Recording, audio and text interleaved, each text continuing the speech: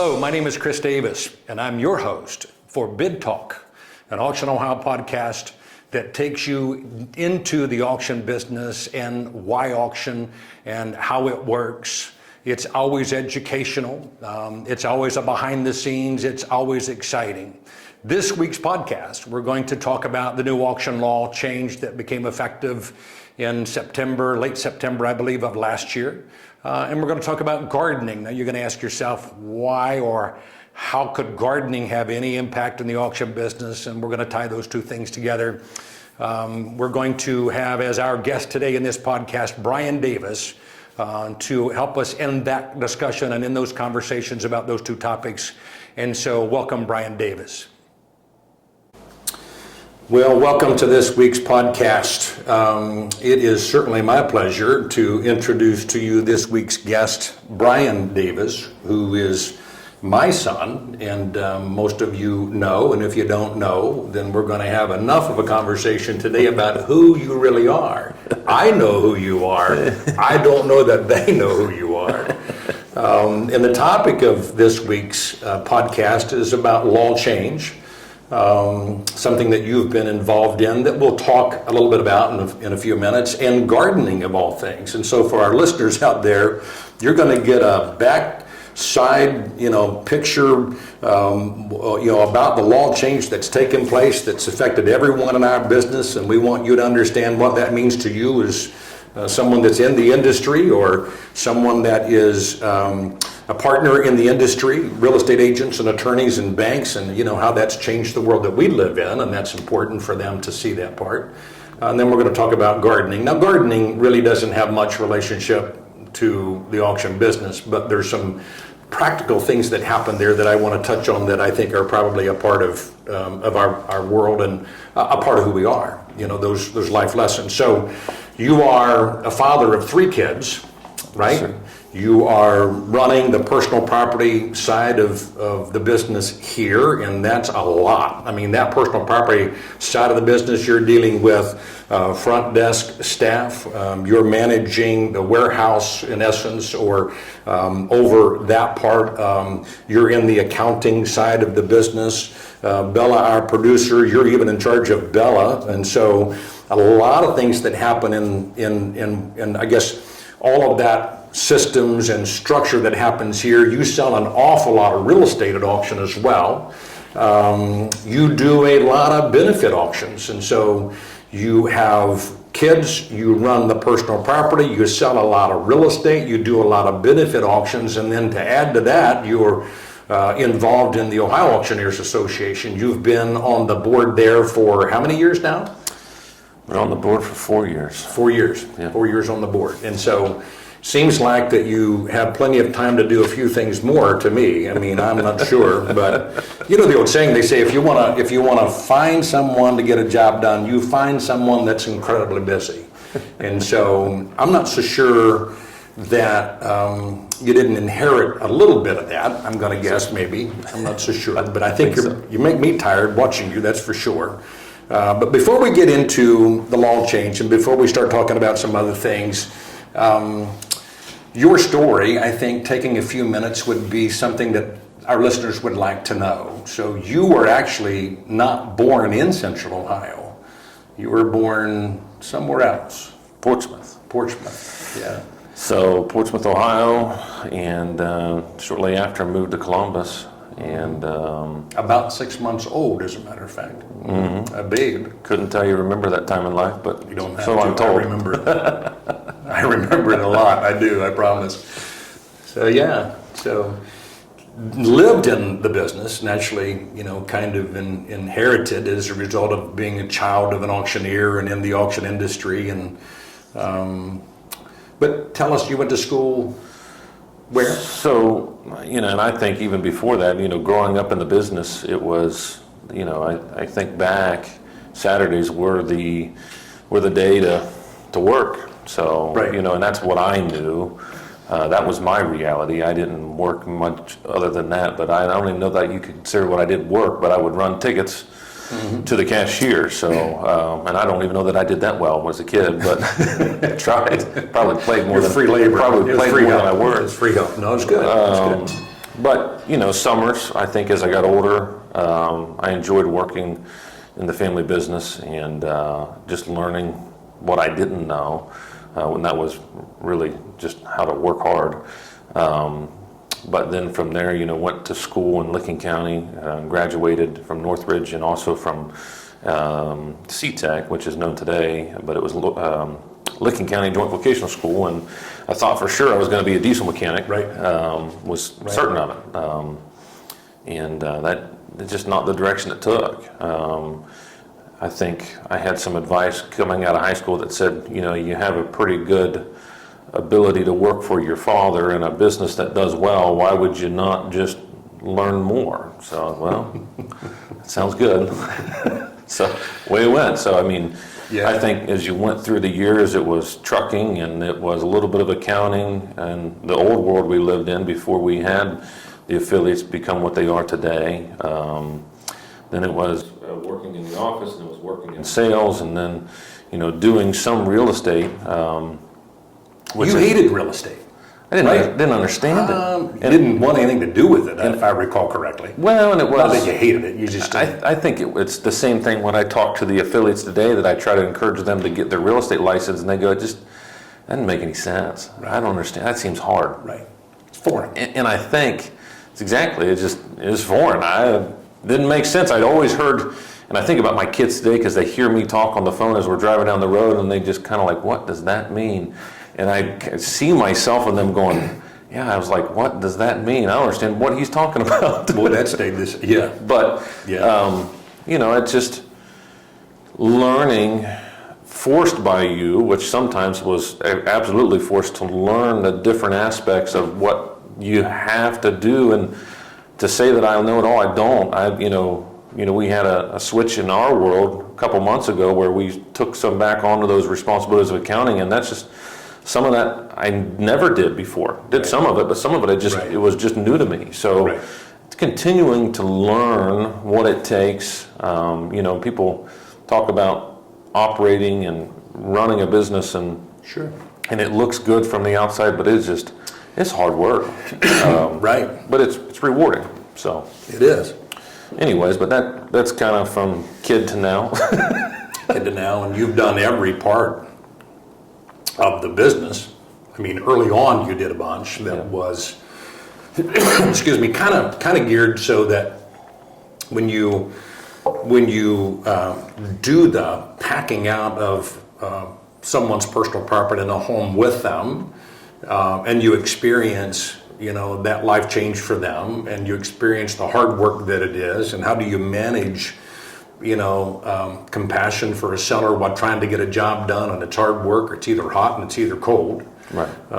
So you did those kinds of jobs.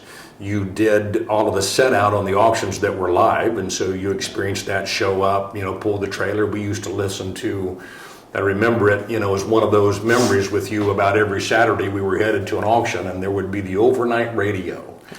Remember that, right? So was it George Norrie or somebody? But about 4 a.m, if you've never experienced that, or 4:30ish or so, they've got some pretty unique folks that are online talk radio that we would listen to and just laugh, because it was some interplanetary travel of some kind that they were talking about. But we'd laugh about all of that stuff. But my point is, I think that you did everything that's a part of the business, so that now when you manage people that are doing those same tasks, that you can identify with what they're doing. It's not from a position, you're not leading from the rear, you in essence, and you always have, and I have too, but you lead from the front. And I think you're most impactful at that point.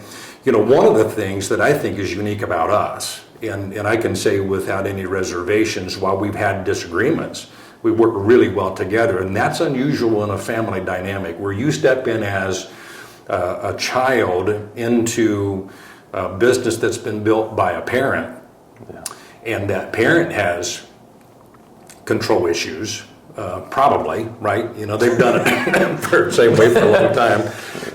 Pardon my cough. And laugh about that because it's relevant today. It is, right. So 3 kids. You have 3 kids, right? So, but it's kind of been neat to watch, So as you've grown, and your bedside manner and your attention to detail, the hard work the hard work is the biggest part of it.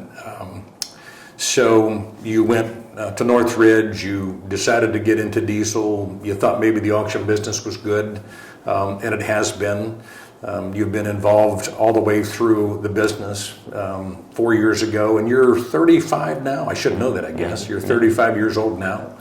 Yeah. You stepped into leadership within the Ohio Auctioneers Association, baptized by a change in the law, and I want to talk a little bit about that so our listeners understand this is something that we haven't decided that we're changing in our world, that it would affect our affiliates or that would affect how we do business with real estate agents that we help with their clients selling their real estate and personal property, how that gets sold. But baptized kind of into a change that that has affected all of us in this business. Yeah. And we're not here to judge good or bad. Everyone has different opinions about whether it's been a good change or a bad change. It's a change that's here, right, that we have to embrace, and we lean on the side that it's a better change because it keeps us all a bit more accountable. So take us through the reasons why this law really became a part of the the last 2 years of legislature and House Bill 321, I believe. But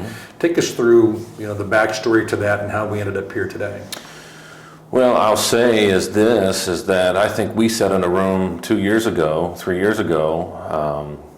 probably 4 years ago when I first got introduced to the board, and I'm with Wade Bear, and I'm down and sitting in an office with some other board members, and I am discussing what this could look like.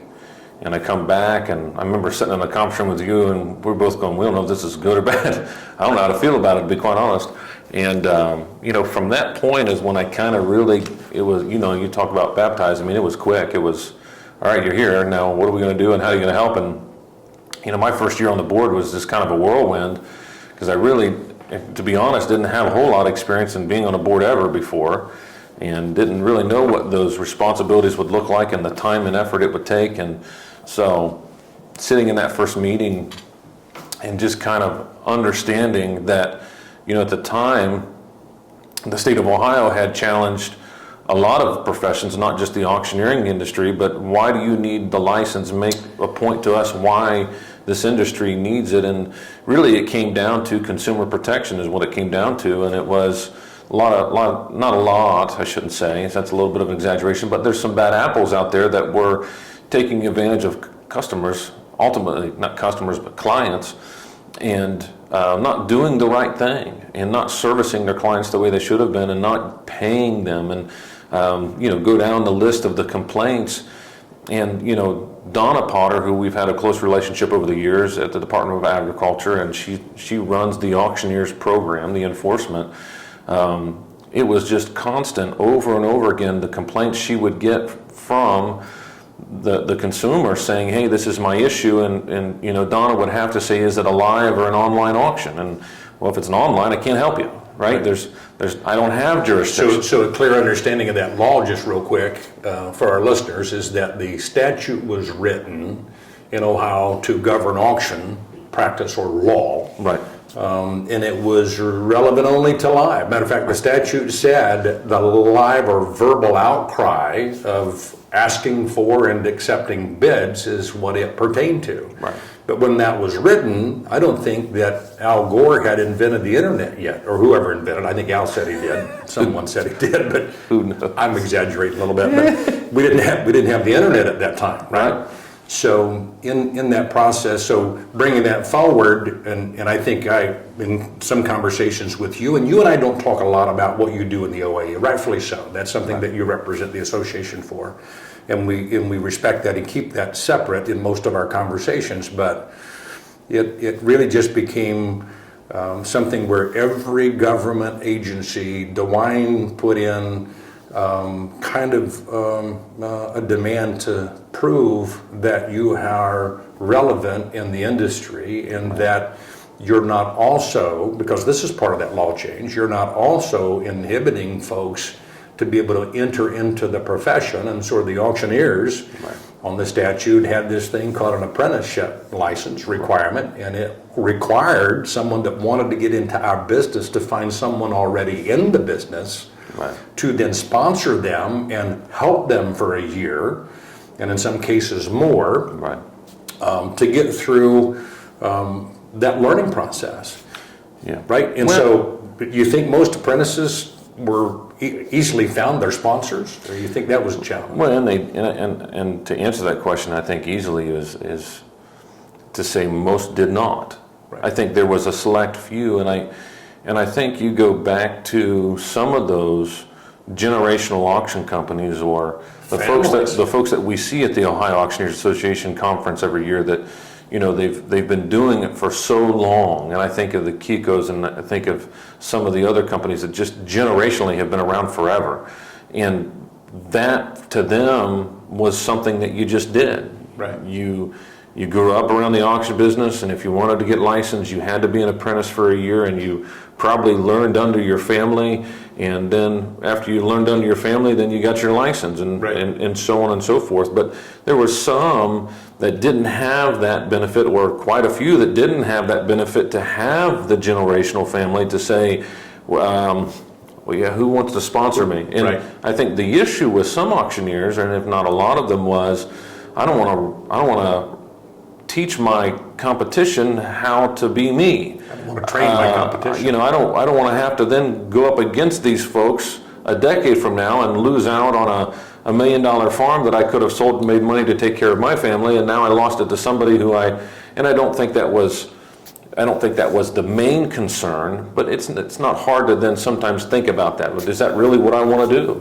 Sure. And, you know, to answer your question regarding, you know, the ease of entrance into this profession, when you now, you know, we talked about the online auction probably going to be licensed someday. We said, well, who knows when? Well, here we are, and now the license changed, and if you're currently operating in a business and you're doing it correctly, and you have a successful business, and overnight you get told you have to go spend a year and get apprenticed, and then you can't get licensed, what do you do for that year? Right. Well, and it's an old, antiquated process. I think it worked at some time. It was useful at one point in time, but today it was outdated. Who wants to wait around a year to get their business off the ground? Right. And so a little bit part of it, and if you're not getting properly trained, you can't find someone to sponsor you to do your apprenticeship, even harder. Right. So one of the things that we went back to and proposed with the new bill change is that we would do away with the apprenticeship, and we would add in a CE requirement, so that folks that were doing the right thing, they were having an online business, you know, an auction company that wasn't live, and they were taking care of their clients, and they wanted to be able to continue their business, they could do that, right? And there was a little bit of a, how do we get them licensed so they can immediately continue on? And there was a firm license that made sense to do that. Not a full-blown auctioneer's license, which in the world of what that means is if you're an auctioneer, you can sell real estate, right? But if you're a firm license, you can't. You can only sell the chattel, the personal property side of it. And so there is some clear differences of what you can or can't do. One is bonded, right? Got to have a bond. The other one can be part of the recovery fund at some point. The auctioneer can, but if you're a firm, you'll never be part of that recovery fund. You always have to be bonded. But what it did, in my opinion, overall is strengthened, I think, as you've said to me over the years growing up, is iron sharpens iron. The better we can make everyone and have to follow the same rules and the same guidelines, then we know that the consumer, going back to that being the issue, is being protected, that if we all have to take care of these things, then the consumer will be taken care of, naturally. But, you know, coming back around to your question is, you know, something had to go. We had to have some type of give, and that was the apprenticeship program, right? So, Right. anyways. So we find ourselves in some new territory. It's going to take a little bit of time, and I think I've come to the conclusion, and I was on the fence for a long time about whether or not we should have an enforcement of the law in the online business. We've been doing online for a long time, but we've enjoyed, I think, a mindset where we've always treated our clients and our customers the same as if we were doing a live auction. It wasn't absent from our culture. at all, but I'm of the opinion today as we sit here and move forward, that it's a good thing. Yeah. If you always do the next right thing, law isn't the issue. Right. It's when you try to do something that isn't the next right thing, and I think that's where some folks get a little bit of sideways about an enforcement of a law that really, honestly, if you just do the next right thing, that law is not a stumbling stone, right? It's something that will elevate you to do business better. You do it different. So our partners, in the business that then trust us with those jobs that we do, or anyone licensed in the business today, can feel a whole lot more comfortable about those folks governed by the Department of Agriculture absolutely aren't going to step out of line because their livelihood now is at stake through a licensing process. That's good. Well, I think it makes you better. The whole iron sharpening iron. You now have to be conscious every day of what you're doing, right? You can't just say, "Oh, I had a bad day, I made a mistake." Right. There's requirements required, and you said earlier, real estate didn't make sense to me.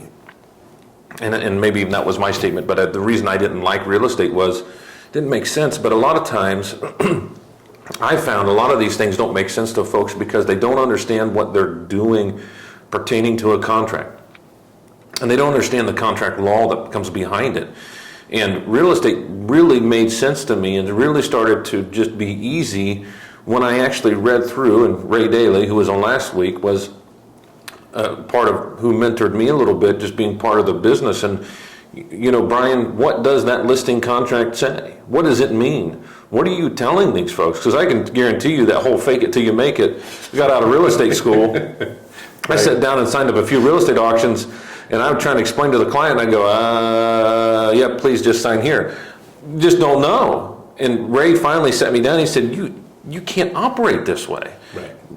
You need to read this entirely. Stop coming to me and asking these simple questions. If you don't know these questions, what are you doing? Right. So, read through the contract, right? Read through the purchase contract. Was able to tell Ray what that meant, and it was kind of like you related to college football going to NFL, and everything just seems fast. But as soon as you kind of learn the playbook and the schemes, and when they're coming at you and when they're not, it slows down, and it began to slow down. And I think it's the same way with folks that are in the industry today that didn't before. I'm sure this changed.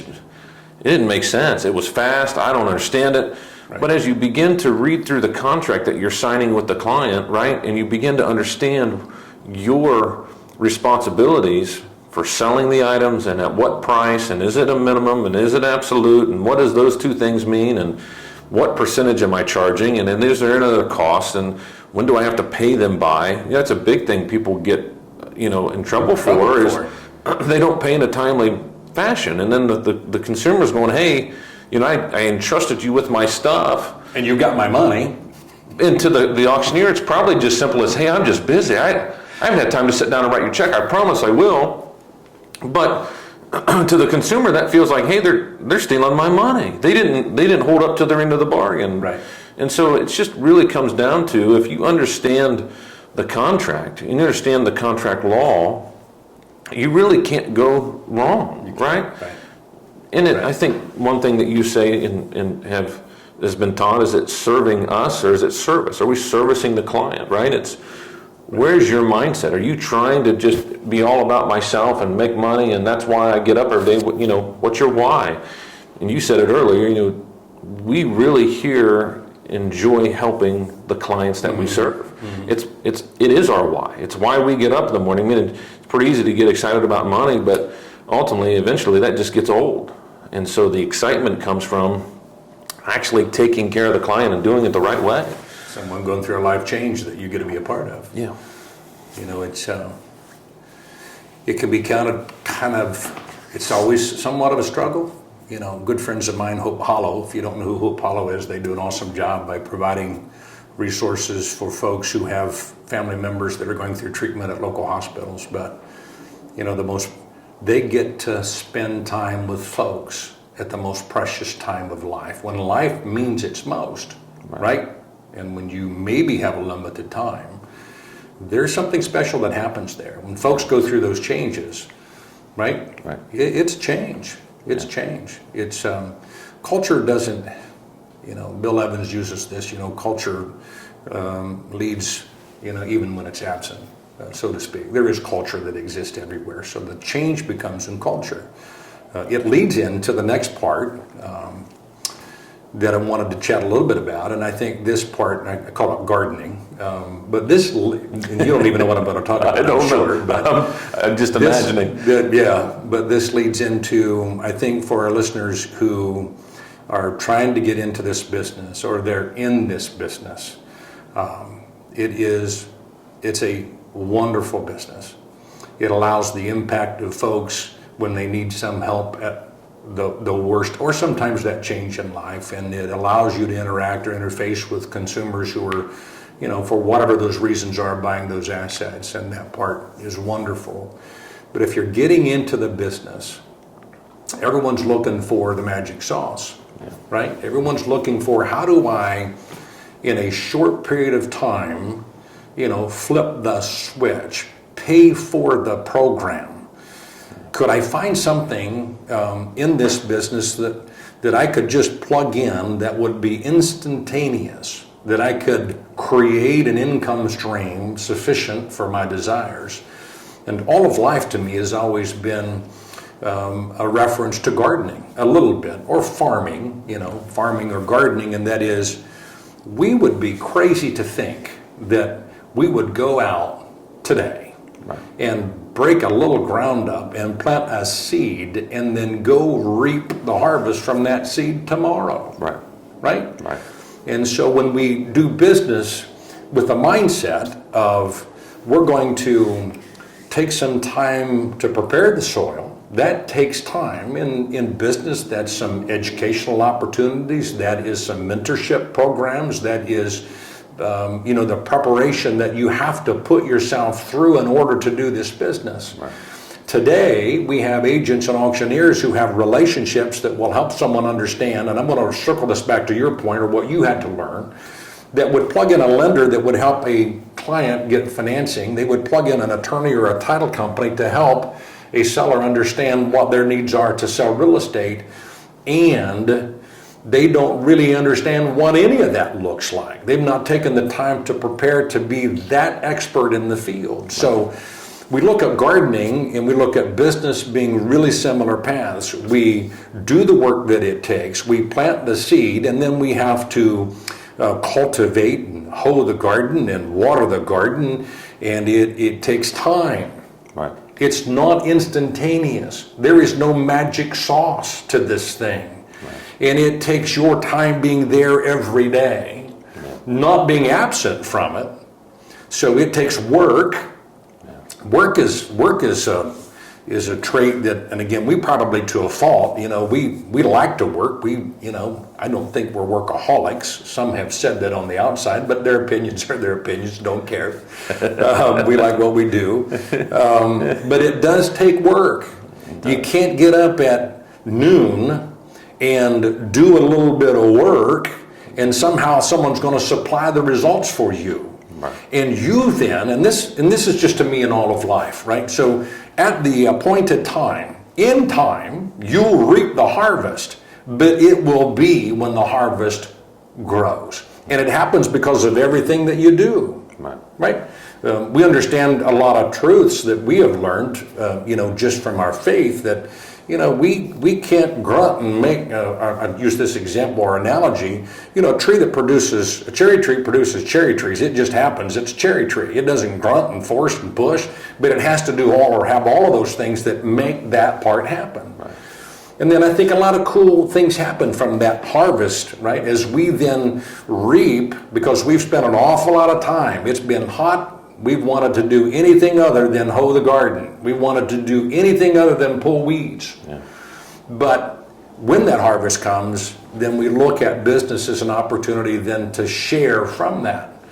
So we don't hoard all of that. It's not about us, right? Your point of, is this service or serve us? Are we servicing our clients, or is this all about what we want?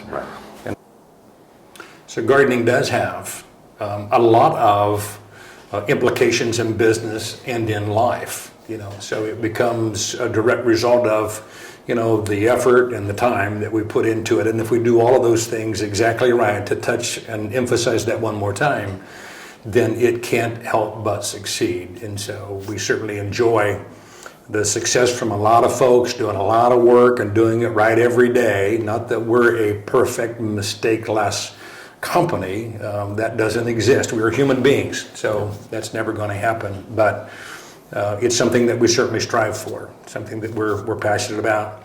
So that's gardening and that's law change. And, before we get into a couple of other parts of our podcast that we like to touch on,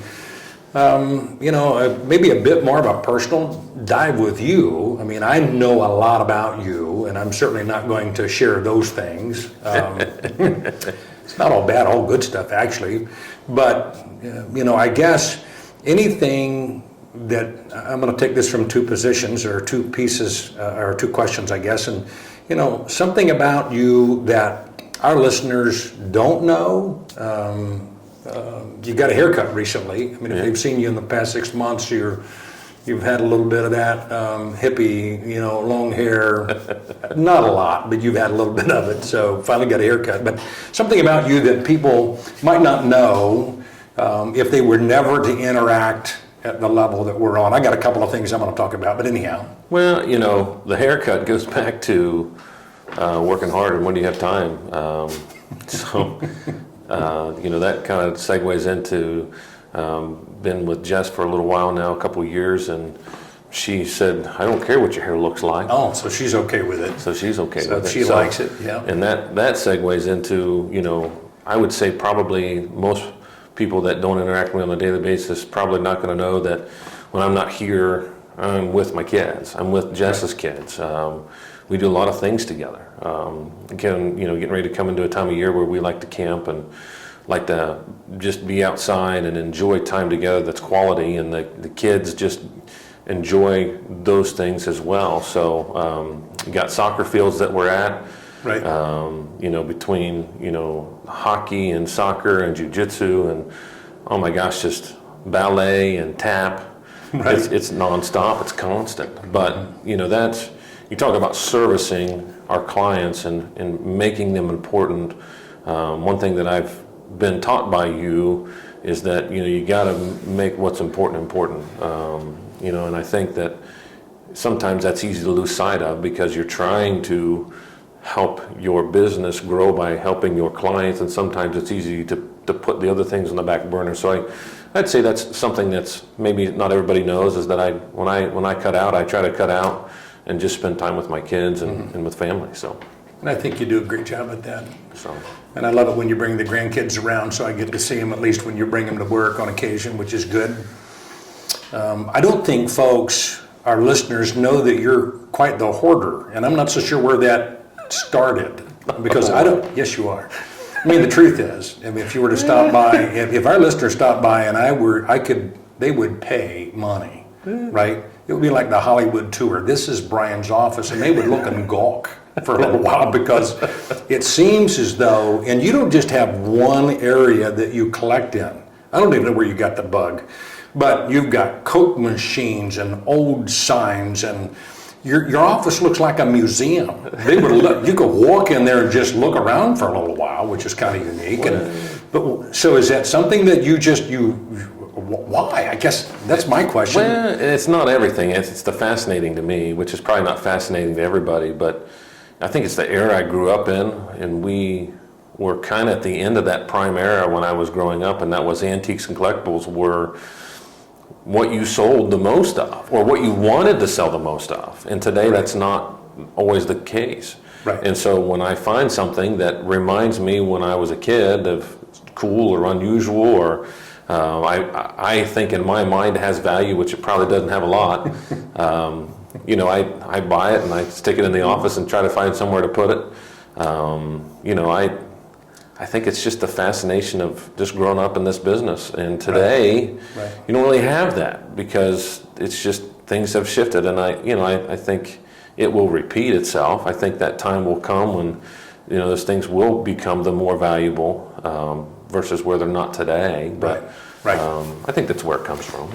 No, that probably is the case. I just find it fascinating that your generation collects stuff. And so maybe there's hope. Maybe it's just me. I don't know. Thank you for being on our podcast, and thank you for allowing our listeners and our viewers to get a little bit of an insight as to who Brian Davis really is. And then tip of the week. So just to take a couple of minutes and talk about, something that we try to address every week to give our bidders, primarily, an opportunity to learn a little bit more about bidding on our side and some tips that might help them. And we always get the question about extended bidding. And so while that seems a little bit odd, best way that I can explain it is this, that if we were a eBay model where it had a hard clock countdown and the person who was fastest on the keyboard or the phone or fastest internet connection won, then we wouldn't have a open, transparent, equal opportunity for folks to be able to participate and buy assets. Right. And so it's not that we want those folks who are fast on their phone and have the fastest internet connections or have a snipe software system to not be able to buy our things, but we want it to be fair and across the board. And so the tip of the week for our folks this week is understand the reason behind that. It looks and feels like a real auction. It allows for real value to be achieved for a seller. It allows for every buyer to have the opportunity to continue to bid on those things that are important to them. And so tip of the week, be patient with it, be thankful, because sometimes maybe you're not as fast as you think you are and you might get outbid. So be thankful that it has an extension on it. That's pretty good, right? So again, thank you. We thank our listeners and our viewers. On behalf of Brian and myself, we invite you to like and share and comment and give us feedback, and to further that conversation, contact us at any time.